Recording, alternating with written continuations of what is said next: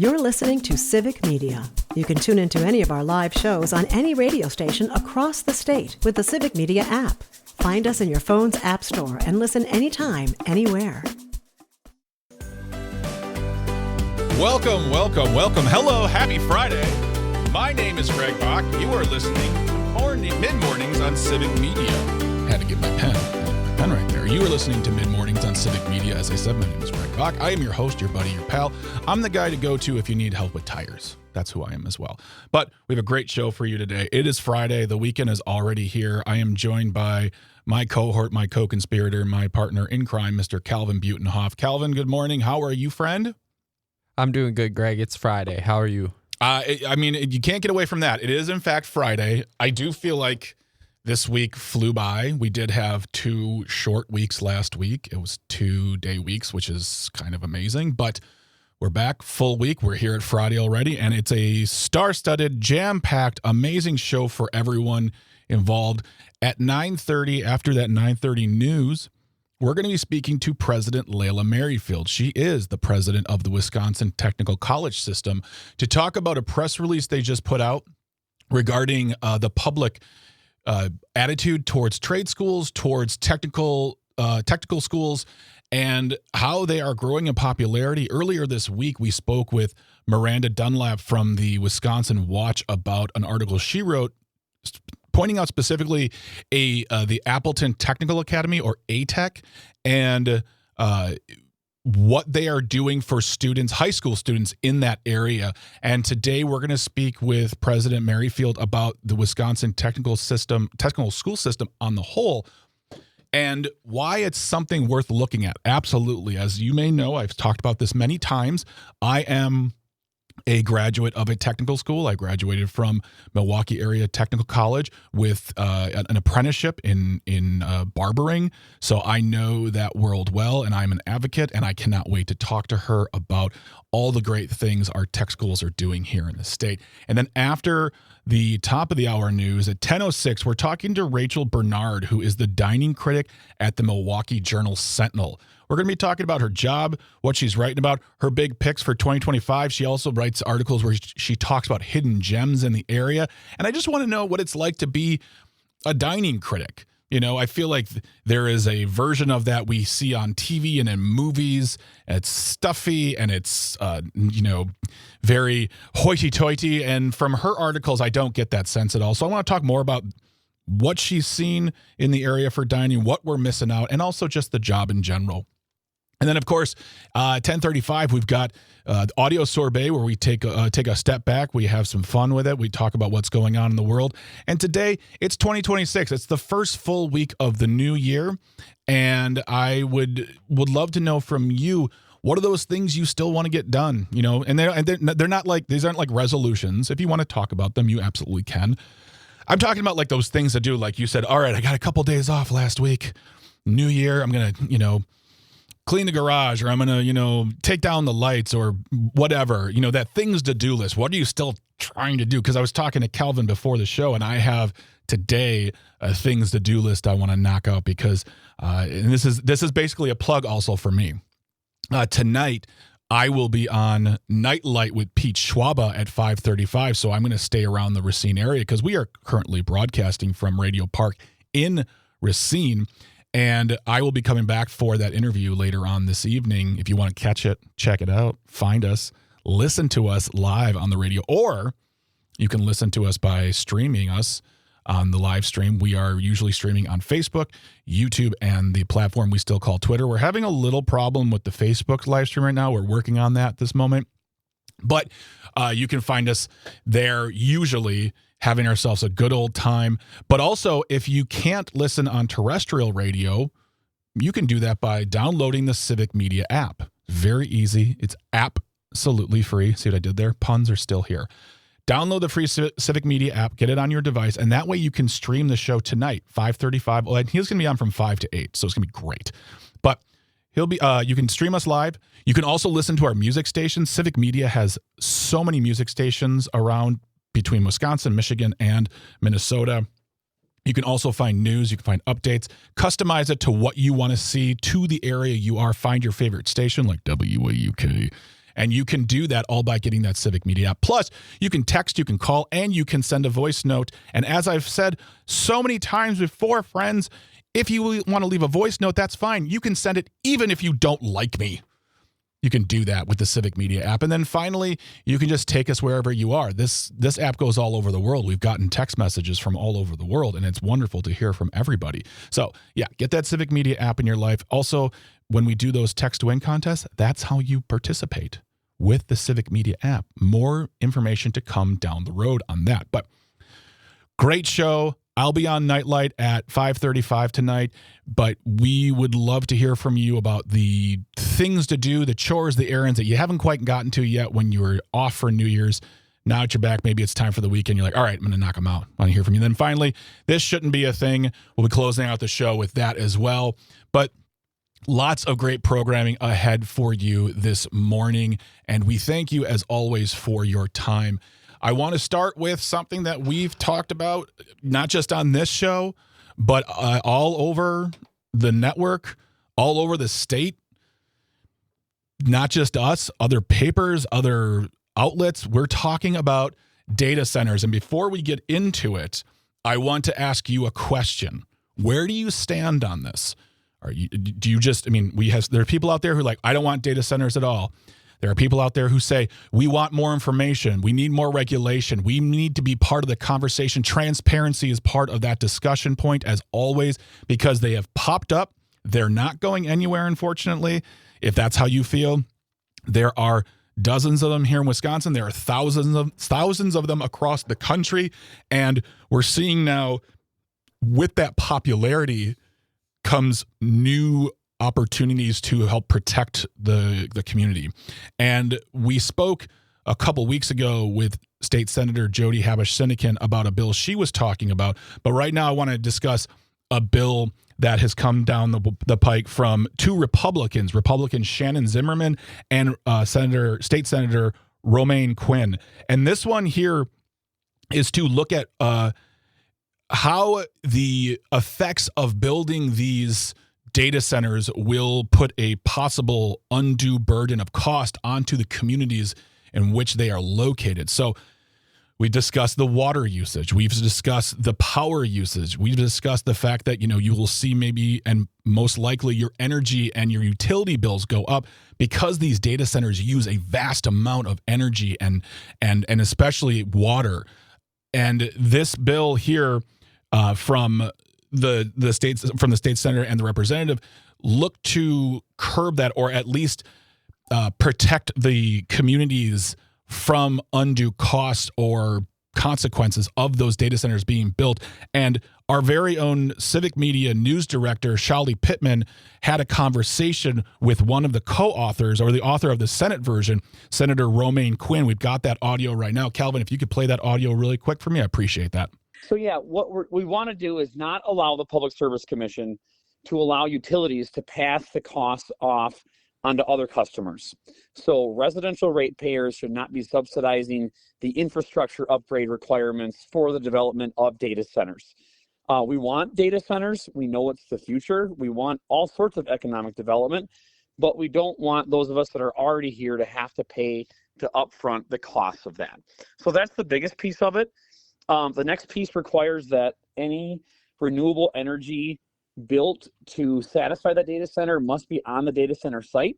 I know there's concerns about the proliferation of more and more large-scale utility solar on farmland in Wisconsin, and we don't want data centers to be a driver of that more than it already is, at least in my opinion. I can't speak for the other author. And then the other big one we hear a lot is usage of water. So we're just going to build in a standard practice. Most data center developments already do this, but requiring that closed loop system. So they're recycling the same amount of water as they're cooling their systems down. So let's just take that concern about water usage right off the table for communities in particular parts of the state. So those are the three major things. We just want to have peace of mind for people as these are coming. Again, it's still local decisions when it comes to siting and zoning and communities. But we want to make sure statewide there's just a set of rules that everyone's got to play by, so we know the development is done responsibly. Do you think Democrats would sign on to this bill? I'm hoping it's bipartisan. I believe there was a bill introduced a month or two ago with Senator Habush-Sinekin and Representative Stroud. But that was filled with a lot of other things like requiring union labor on development. And we know a lot of it, most of it's going to be union labor because it's going to be really technical in nature. But we're not there to start putting mandates on how they build these things. We just want to protect ratepayers, protect the environment, and allow the market to dictate how these are going to come about. And so I think that's the big difference. So I guess the Democrats are looking to load it up with other kinds of perks. We're not interested in that. We're just interested in taking care of the basics for ratepayers, for the environment. And not only that, we're also requiring bonding for reclamation. So we've done this a lot in northern Wisconsin with sand mines. If you want to develop a sand mine, you must have a bond set aside with the county to make sure that if you go bankrupt or you close shop and leave town, there's money set aside to bring the property back to its original state.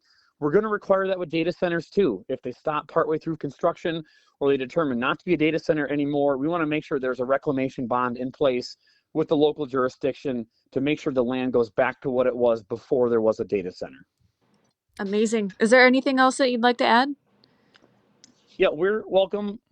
Any input. Obviously, this has to go through the public hearing process. It's got to be exec, and it's got to get to the floor. And I think everyone wants responsible development. It's an exciting era we're heading into, and it's scary. We just want to make sure we do it the right way. Yeah, I mean, you guys are wrapping up in just a couple of months. Do you think it'll make its way through by, I don't know, March?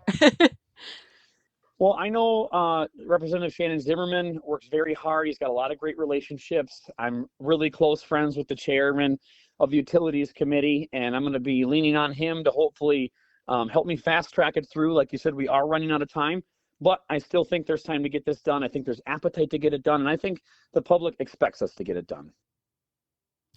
That was news director of Civic Media, Shali Pittman, speaking to one of the author of the Senate version of this bill, Senator Romaine Quinn, about a bill that would work to protect the communities from undue cost, especially when it comes to energy usage, water usage, as well as that reclamation bond. I think that's very important to talk about too, that if, say then the data centers don't go through, it doesn't just leave a big empty space or a big unbuilt building. So I want to hear more from you on this. I see Gene and Cindy on the line. I'm going to take you on the other side of the break, so please don't hang up. I'll get to you in a little bit. We'll talk more about that. And I'll briefly go over what he was talking about with regard to State Senator Jody Habush-Sinekin's bill, which, while he says is loaded up, I don't agree with that personally. I feel like that's a bit of a loaded statement. There are some very, I believe, important points to the State Senator Habush-Sinekin's bill that I think also works to protect workers and communities here in Wisconsin when it comes to data centers, because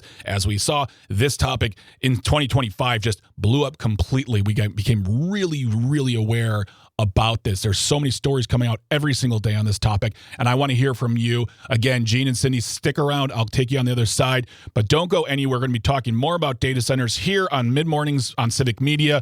My name is Greg Bach. I'm your host. Get in touch, 855-752-4842, 855-75-CIVIC. Stay tuned, stay informed, stay close. You're listening to Civic Media. Stay up to date on the latest news and information for your local community and Wisconsin by signing up for our free email newsletter. Visit civicmedia.us/email to get started. Welcome back to Mid-Mornings on Civic Media. My name is Greg Bach. I am your host, your buddy, your pal, and the guy who, if you want to talk about movies, I will talk about them with you. But you are here right now, and we are happy that you are sharing your time with us right here on the Civic Media Radio Network. If you want to get in touch with us, you can always call or text 855-752-4842, 855-75-CIVIC. Leave a comment on that live stream. We are talking right now about data centers. I know, new and fresh topic, how original, but they are everywhere. They are popping up everywhere. And a new bill that's being hopefully by the authors fast-tracked through the Madison legislature will seek to protect communities from undue costs from hyper usage of water, as well as what's called a reclamation bond, which means that this community is protected from buildings that might not get built or completed if projects don't go all the way through. That is coming from Representative Shannon Zimmerman and State Senator Romaine Quinn, both Republicans in Madison, or in Republicans who work in Madison. We listened to a little conversation between Shali Pittman, who is our news director here at Civic Media, as well as the state senator, Romaine Quinn, on this. But before we get to what he referenced as far as the other bill from Democratic leader, State Senator Jody Habush-Sinyk, I want to take a few calls here. Cindy from Appleton is on the line. Cindy, thank you so much. What are your thoughts on this? I think I know already, but go ahead, tell me. Well, let me tell you something. I am totally opposed to these things, and I've always been. And last night I met a very young couple who moved here from China 10 years ago. They're both I was at an event at EAA. They're into aeronautical engineering. And they were in their mid to late 30s. And what he told me, the young man, I'm just going to paraphrase because we talked about this for about an hour, is that in Beijing, they do not have to have police officers on the streets. They have police officers, but they don't do any kind of patrolling. Okay. In Beijing, they know what everybody is doing every second of every day, and if somebody does something illegal or runs a stop sign or something, AI catches that, and the cops either go give you a citation or they come and find you and haul you off to jail. Okay, so that's the basis of you not wanting these data centers and AI centers. Okay, all right. That's the basis of more AI centers gives them more opportunity to spy and collect our data. Gotcha. And I tell people, be careful what you wish for. And people say we need to compete and we need to keep up with China. I don't think so. I don't want our government, especially with the morons in charge right now, knowing what I'm doing every second of every day. That just damn scares the crap out of me. Understood, Cindy. I thank you very much for your call. I very much appreciate you listening in and getting in touch. I understand your fear. I understand the trepidation. There's always that discussion. It's not just about the actual building of the buildings, but it's what they seek to achieve for the companies that own these buildings and these high-tech pieces of equipment. So always part of that conversation, the transparency of it all. Jean from Eau Claire is also on the line. Jean, how are you doing? Happy New Year. I hope you're having a wonderful Friday. Well, thank you very much. You guys are doing a great job. Thank you. We're blessed to have you, and I look forward to every day. Now, and also don't forget tomorrow the lawyer teacher's on at 9 o'clock. Please don't miss it. Jim Santel, Amicus, a law review from 9 a.m. to 11 a.m. Jean, what show is he on? You count the shows. Amicus, a law review, and I don't remember the number. I don't, I got my notebooks full. I have notebooks. Anyway, so I'm going to get off that. So I got to say, HE double toothpick, no. Okay. Anything that affects the environment, I trust Jody Habush-Sinyk. Mm-hmm. We're in the site where the Galdang sand mines where we had to move. This stuff is BS. You can't trust. I'm sorry. Those people that push this through fast, everybody, it will impact your environment. You've got to pay attention. You've got to get out and pay attention because these people just writing up these rules. Yeah, right. They go bankrupt and you're stuck. So it's kind of, I'm sorry. There's a lot more to this than meets the eye. So please, please, please be cautious and say, hey, let's watch some of the other cities and and other places do this, and then we'll decide. Thank you. I'm sorry, I didn't mean to go on. No, Jean. Have a good weekend. You as well. You're always welcome to be here. We really love hearing from you. And there's validity in that statement. And I think one of the things, with regard to this bill from the Republicans is that it does have a reclamation bond in there that does protect the community in case things go awry with the building process. But we don't have to look much further than where we're at right now in Radio Park and the Foxconn deal, which was supposed to be the eighth wonder of the world and golden shovels and thousands of jobs and tons of money. And here we are kind of at we're selling parts of the land off to Microsoft. So you're absolutely right, Gene. We have to be aware of what's going on, be very clear on the transparency of these deals. And I think the more that our leaders in Madison seek to find transparency and protections for us, the better. Something that State Senator Quinn discussed was the fact he said that State Senator Habush-Sinyk's bill was loaded up, quote unquote. Things that she wanted to make sure that labor union were advocated for being the people who built these centers and wanted to make sure that they were good jobs, wanted to make sure that we hired local, wanted to make sure that just certain things are protected, and there are conservationist efforts within there as well, protecting the water. I don't believe that this is, quote, loaded up. I believe that it seeks to do the same thing as the Republican bill, just with some, different ideas in there, protecting workers, making sure we're hiring local. So that in and of itself, I personally have, that's where I divert a little. But I think that if we can have more leaders leading, protecting our communities, unfortunately, and I don't think people want to hear this if you don't like data centers, but they're not going anywhere right now. The question we do want to ask is, will the size and number of them be this necessary, say 10, 15, 20 years? And will we be stuck with, say, 2,000, 3,000, 4,000 buildings that are no longer necessary because they can do it for a fraction of the size and the cost, and we lose jobs? That's the conversation we still need to be having as well going forward as we talk about this topic, which we will do in the coming days, weeks, and months ahead. But coming up after the news break, I'm speaking to President Layla Merrifield from the Wisconsin Technical College System about a press release they put out talking about public support for tech schools here in Wisconsin. But more coming up, mid-mornings on Civic Media. I'm Greg Bach. Get in touch. Stay tuned, stay informed, stay close. Welcome back to Mid Mornings on Civic Media. My name is Greg Bach. I'm your buddy, your pal, your host, and the guy you can talk to about all things Star Wars if you'd like. But we are welcoming you. We're happy to have you here sharing time with us this morning. If you want to get in touch with us, be part of the discussion, 855-752-4842, 855-75-CIVIC is the number. You can also comment on the live stream. Currently, we are on YouTube and the platform that we still call Twitter. Facebook has given us some trouble today, so, you're not watching this on Facebook, so you're watching this on YouTube and Twitter, so thank you very much for being here. You can drop a comment in the live stream, and if you have the Civic Media app, you can always call or text as well, or leave a voice note. Again, you don't have to like me to leave a voice note. Trust me, I have plenty of evidence to that. But we're going to keep the show rocking and rolling. Remember, at the top of the next hour, 10:06, we're going to be speaking to Rachel Bernard, who is the dining critic for the Milwaukee Journal-Sentinel, talking about what it's like to be a dining critic here in Wisconsin, what she is seeing out in the world, the hidden gems, and, hopefully for some fun stories as well. That's coming up at 10:06. 10:35 is This Shouldn't Be a Thing. What are you? I'm sorry, it's Audio Sorbet. My mistake. It's Friday. I'm already checked out, folks. I'm like a senior in May, checked out and done. But Audio Sorbet, we're asking you, what didn't you get done on your New Year's to-do list? Not so much resolutions. You don't have to talk about that. But it's like, hey, you had a couple days off for New Year's like I did. I had a long list and not a thing got done. So today I'm hopefully getting that done. But we'd like to know about your to-do list, things you want to get finished or things you want to start at 10:35. And then This Shouldn't Be a Thing, wrapping it all up here today. But I'm very, very excited for our first guest today.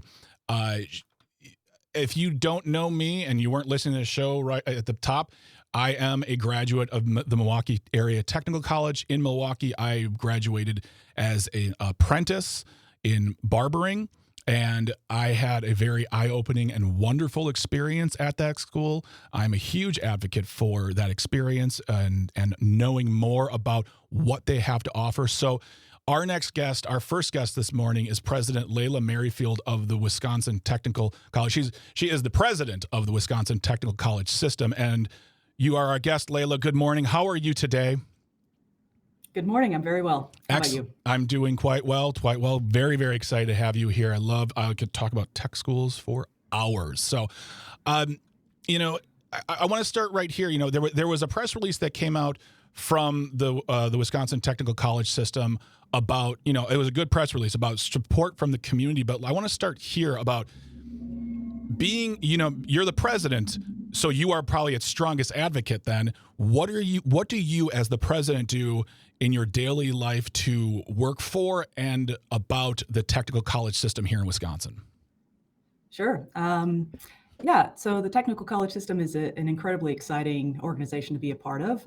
We have 16 colleges that cover the entire state of Wisconsin, and a lot of my job involves traveling around to those colleges and visiting with our students, visiting with our community leaders, visiting with employers, and really trying to listen and be as responsive as we possibly can, and be in touch with the local communities that are so directly affected by and impacted by these colleges. Mm-hmm. I also spend a lot of time talking with folks like yourself, and promoting these colleges, as well as spend quite a lot of time at the national level meeting with colleagues around the country, as well as state and national leaders, trying to learn more about what other states are doing, trying to steal their best ideas, as well as advocating for the Wisconsin Technical College system, what we feel we are doing right here, and making sure that that is represented in federal policy.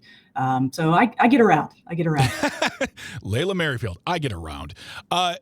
Question for you then, based off of that, because I'm of a certain age. I'm a 48-year-old human being on this world, and I grew up in a time right when, my father didn't graduate high school, and in our house it was, you're going to college. And I understand now where he was coming from. It was I didn't have it, you will have it because this is what I work for, and I get that. But also what we see now, and I feel like there's more accepting of, is that four-year college, the traditional four-year experience isn't for everyone.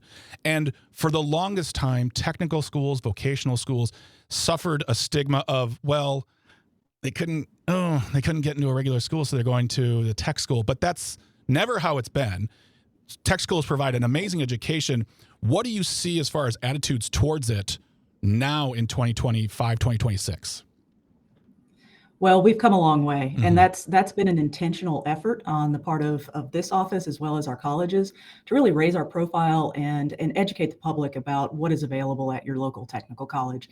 What you're going to find there is a world-class education, and it really spans a wide spectrum of opportunities. Everything from students who did really well in high school are just coming out of high school, and they have their mind set on that university experience, but they want to save a little bit of money. Maybe they want to stay home. Maybe they need to stay home and help milk the cows in the morning. And so they start out at their local technical college, do their first 2 years, and then proceed into either the universities of Wisconsin or one of our wonderful private colleges and universities around the state of Wisconsin. So everything from that all the way to very occupational education that's very career focused. We're getting you technical skills to go directly into a manufacturing facility, go directly into a hospital, and be able to work and support your family and do really well right away. We also do a ton of contract training that's very specific to whatever our employers need. Maybe it looks like Six Sigma, maybe it's OSHA safety regulations. We work with around 4,000 employers every year doing that sort of specific training. We are also a huge presence across Wisconsin's high schools. So in the changing landscape of high school today, the Wisconsin Technical College system is providing education to around 68,000 high school students every year, getting them an early start on college. And what we have seen is, with this intentional effort to talk about this wide span of opportunities that are available to you, we've really seen our profile rise with the general public. So we survey everybody in this system. We like to hear how we're doing. So we survey our graduates, we survey our employers, but every 3 years we also do a public perception survey and survey the general public across Wisconsin and all areas of the state and say, hey, what do you think about your local technical college? How are we doing? And this time we really had fantastic numbers. We've seen a clear progression over the last 15 years that we've been doing this survey. We continue to grow in the public imagination. But I think in this moment, when we're all thinking about affordability, technical colleges are really seeing a rise in the positive attitude toward what we offer. And we're seeing 76% of Wisconsinites saying that their local technical college really matters to their state and local economy in their estimation. We had a +30 net promoter score, which if you read a lot of public opinion polling, that's a pretty fantastic number. I don't know too many institutions or individuals who have that sort of net promoter score. So we feel as though we're staying in touch with our communities and delivering for Wisconsinites. Yeah, I'm looking at the press release now. These numbers are amazing. We're looking. 66% of Wisconsin residents have a favorable opinion of Wisconsin Technical College of the tech college system, and that's up over 10%. That's 14% rise in just 3 years. That in and of itself is amazing and telling too. And something I want to reiterate to the folks I've said many times, for those who are just tuning in right now, we're speaking to Layla Merrifield, who's the president of the Wisconsin Technical College system, about tech colleges here in Wisconsin, tech high school programs, the perceptions, and the fact that, when I went through my program, there's no guarantee in the job world, but what you can guarantee is when you come out with like a trade education, that specific kind of training, yeah, there might be a place that we don't have a place for you, but if I lost my job as a barber, I could go to the barber shop across the street and say, I can do this job. It is skills you don't lose. It is skills that cannot be exported to another country. They are, and in the sense of certain trade programs, very well paid programs too, that are going to make you a good living that supports a family and hopefully maybe starts your own business someday. So there's so much that comes out of tech school, and the numbers that you have in this survey here shows it. And it's something about like what we're doing now, talking about, so people can have a conversation with their kid and say, hey, I know you like working your hands. Let's go to the tech school and check things out. Yeah, absolutely. You mentioned apprenticeship, which, this year in Wisconsin, we set another record for apprenticeship participation, along with our partners at the Department of Workforce Development, as well as the employers who sponsor every apprentice in this state. So we have thousands and thousands of folks who are pursuing this sort of earn and learn model. And our most recent apprenticeship completer report found that our apprentices are averaging $90,000 a year as soon as they get their journey worker card. That's across all industries. So you've got everything from bricklaying to steam fitting, electricians, barber, cosmetology. We're even expanding the apprenticeship model into the field of nursing and teaching. So it's a growing model, and I think there's a real recognition at the national level, because registered apprenticeship here is a little bit different than what you see at the Department of Labor in terms of their minimum standards. But that's because here in Wisconsin, we're the best at it. We've been doing this since 1911. We know what works. We have a really solid model, and you're increasingly seeing families choose that as their career pathway. We had Mark Sommerhauser here from the Wisconsin Policy Forum on a couple days ago, and in their top 5 reports they released, in there was a report on apprenticeships and the explosion of apprenticeships here in Wisconsin. We also spoke to Miranda Dunlap from the Wisconsin Watch, talking about ATEC and Appleton and taking high school students and preparing them for the future. So there is a real investment in time and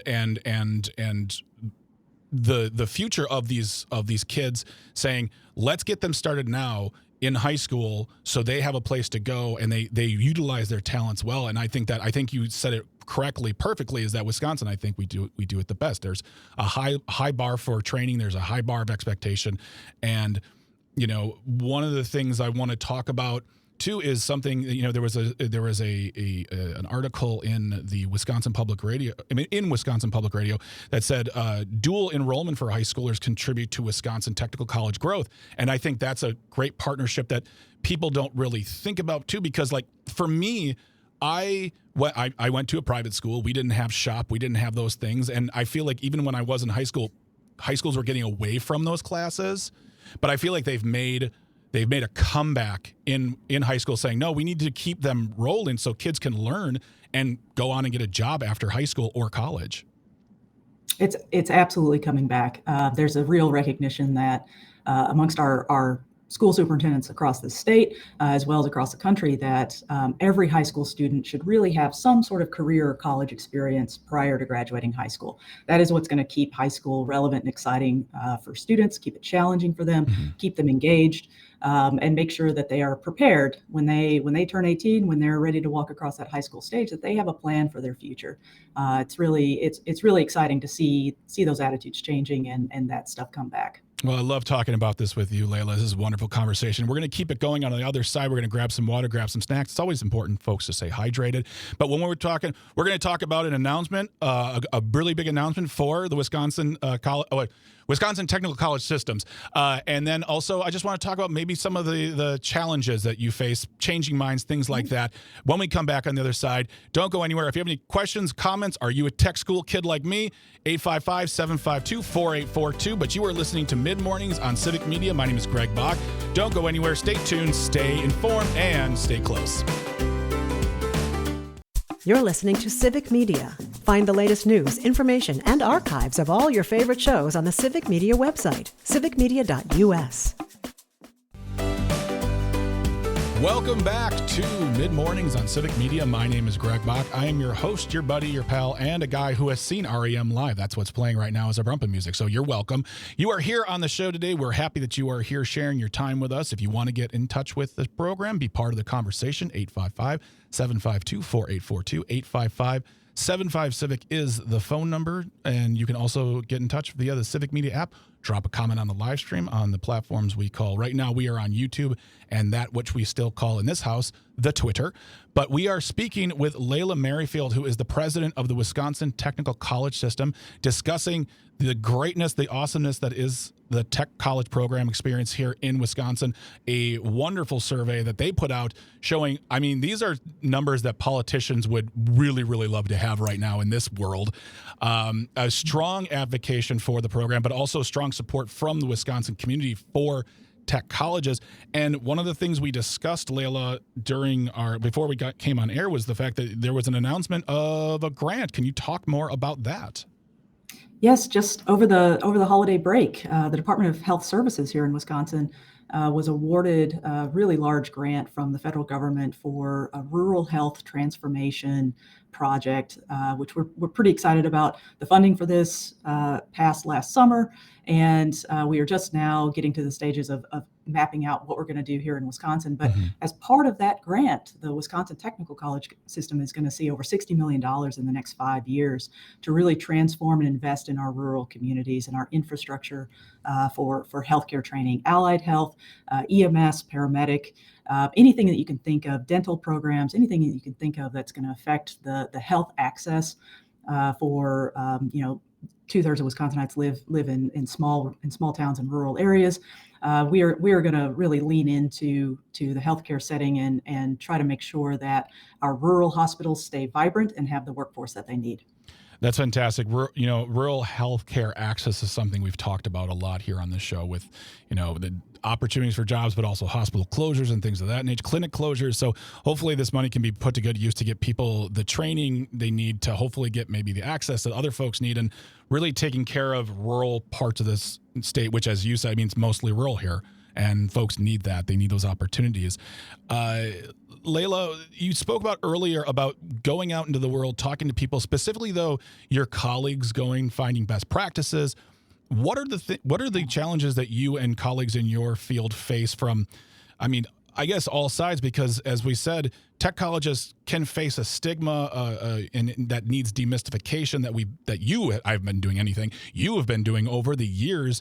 What are the challenges that you face that you're working on pretty much every day from the outside world who doesn't understand what you do? Yeah, I think we've got two big challenges in front of us right now, and within those lie opportunities, right? One, we are always thinking about resources and how to better resource our programming, how to better serve our communities. We have at least 85 programs across the state at any given time that have waiting lists, have folks waiting to get in, and we just have limited capacity. So trying to resource those, find funding, and advocate with both state and federal lawmakers about the importance of investing in those and the return on that investment that our communities will see right away. So, for example, we were fortunate in this past budget to receive funding specific to our emergency medical services programs, because we do have waiting lists and capacity challenges in our rural communities, especially, but really all over the state. So that's going to be a $3.5 million ongoing grant to technical colleges to just offer more training, as well as a paired $3.5 million scholarship for students to help cover the tuition for those EMS and paramedic programs. We're really excited to see some resources there. I think the other big challenge for us is that, higher education is changing. It's changing rapidly. We're having some national conversations around, how we're going to accredit higher education, what higher education should be, and who it's for. And so really thinking through how to continue to innovate, how to continue to lead Wisconsin forward, what's going to come next, and try to look into the future, look around the corner a little bit and say, what are we going to need in 5 years? What are we going to need in 10 years? That's something that myself and the presidents who lead every technical college in this state, we're talking about and actively thinking about. We always want to think about what Wisconsin is going to need from us next. And so we are prepared and have aligned our resources to meet those needs going forward. We've only got a couple minutes left, so okay, 60 seconds. There are parents sitting around the dinner table with their kids. They want to have this conversation. Where do they start? Where do they go if they want to ask questions about a tech school career for their kid? I would love for you to come to the WTCsystem.edu. There is a career finder quiz on that website that will assess your students' interests and abilities and let you know what programs are available. We have over 500 programs across the state. You can find something that is going to be of interest to your student. You can see what they're going to earn in terms of a salary, what the job market looks like. We're very transparent with everything that we do, and we are going to find a fantastic guided career pathway that your student can find success. Anybody can find success on a technical college campus. I would love for you to come to WTCsystem.edu and check it out. And that's something too. I'm glad you said any student. I went to tech school in my, God, when did I go? I was old. Just kidding. I was in my late 30s and 40s. It's a place for all people to find a new future, to find a new career, new opportunity. So I'm glad you brought that up. It's not just about the high school kids and the college kids. It's about anyone who wants to make a change in their life. A tech school education is always an opportunity and an avenue for you to explore. So that website, Layla, will be in our show notes today, as well as the press release, so people get an understanding of what is going on with Wisconsin Technical College and be part of it if they want to get part of the conversation. But Layla Merrifield is the president of Wisconsin Technical College Systems. You've been my guest. I'm very happy to have you here. If there's anything else you want to talk about down the road, big announcements, come on back. We'd love to talk about it. Always want to talk about tech schools. Layla, Fantastic. Have a wonderful weekend. Thank you so much for being here. Thanks so much. Thanks for having me. Excellent. When we come back, was Milwaukee Journal Sentinel food critic or restaurant critic Rachel Bernard will be our guest, but don't go anywhere. You are listening to Mid Mornings on Civic Media. Stay tuned, stay informed, stay close. The national news cycle never stops, but it can be hard to find news about your local community. Civic Media is dedicated to providing quality local and state news coverage across Wisconsin. With the Civic Media app, you can get notifications about local stories that matter to you and your community. Find the free Civic Media app in your phone's app store and choose notifications from the menu to tell us what kind of news you want to hear about.